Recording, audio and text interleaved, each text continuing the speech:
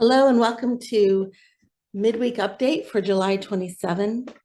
Kurt is still on sabbatical. Seth is at National Youth Conference, and I'm here with you. We have a few things to take note of for the coming days and for some looking ahead into August. The first thing I would like to invite you into is a prayer vigil on Thursday and Friday.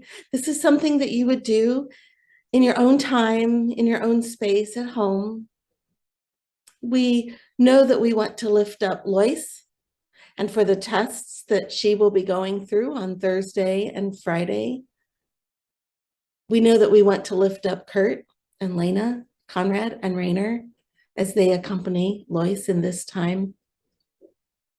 And we know that the Borgmans would invite us to broaden that time of prayer for others in our community that we know are struggling, and broadening further still for those whose struggle is unknown to us.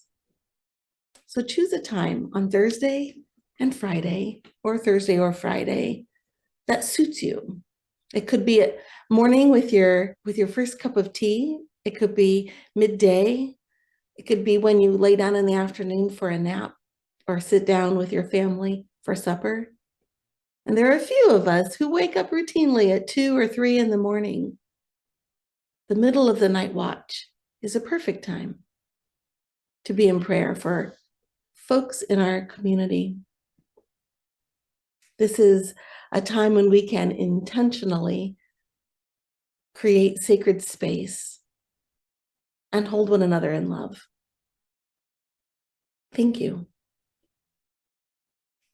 We're also aware that our youth and a number of our advisors are still at National Youth Conference, and then when it's over, they go into a post-conference retreat where they think about all that they've experienced, that they've learned, that they have heard, and how to integrate that. So we continue to hold our youth and their advisors in prayer.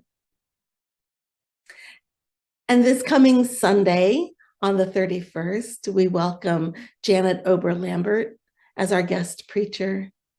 And she will wrap up these sabbatical Sundays for us. It's been 3 months, and I find that hard to believe. And then on August 1st, we welcome Kurt back. Actually, it's August 2nd. He'll come in on Tuesday, his regular day to start the week.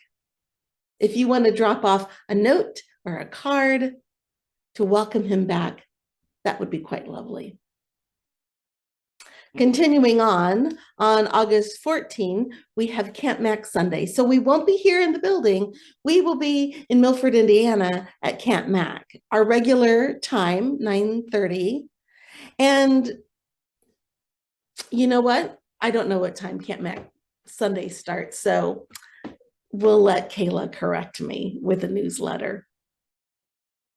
But what I do know is that there is lunch that will happen. And you can either bring your lunch, and what I saw last year were picnic circles with people sharing their food, and you can do that. Or you can sign up for lunch and eat from the Camp Mac cafeteria.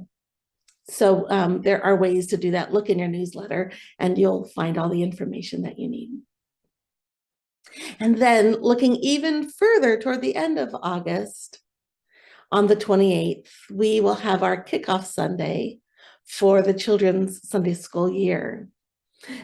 The Education Commission will offer more information about that, but we look forward to our teachers coming back and to the kids coming back and learning of life of faith together in that way.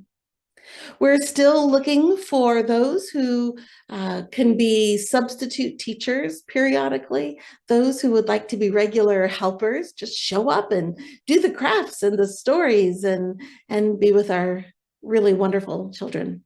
So just be in contact with me. I'm happy to welcome you into that space. That's it for this week.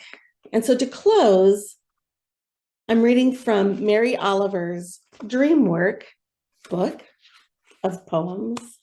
Mary Oliver is one who brings nature into the realm of prayer and thought, where even the tiniest spider's web is a place to find God.